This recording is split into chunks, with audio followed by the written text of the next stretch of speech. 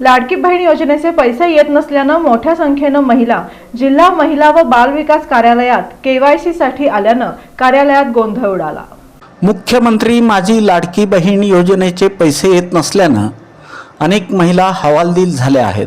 KYC करण्याची मुदत 31 मार्च असून वारंवार प्रयत्न करून देखील अनेक महिलांचे केवायसी होण्यात अडचणी येत आहेत। त्यामुळे महिलांनी जिल्हा महिला व बालविकास अधिकारी कार्यालय गाठलं। या ठिकाणी केवळ एकच कर्मचारी हजर होता। यावेळी कर्मचाऱ्यानं महिलांच्या आधार क्रमांकावरून पैसे न येण्याचं कारण सांगितलं।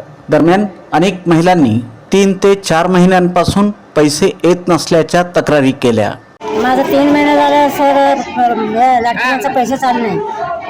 तिचं पुढे आले घेतलं, आता 3 महिने झाले पैसे चालले नाही। ते भरल्यापासून माझे पैसे चालले, फॉर्म भरल्यापासून नाही ह्याला बँकेत गेले तर बी नाही निघाले।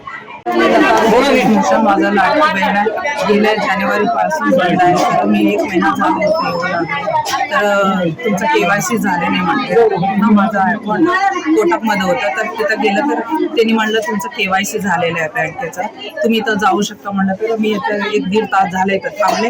आज शेवट तारीख आहे केवायसी करायचं, म्हणून ते लाईनीला उभारले।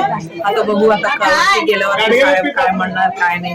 तेवढंच लाडका भाऊ एकनाथ शिंदेचं लाडकी बहीण पैसे यायला पाहिजे, सगळं माझं बहिणींना यावं म्हणून असं मी लाडके दादाला असं विनंती करते। भर उन्हात पैसे येत नसल्यानं महिला कार्यालयात आल्या होत्या, मात्र शासनानं वरूनच पैसे बंद केल्यानं अनेक महिलांना परत जावं लागलं।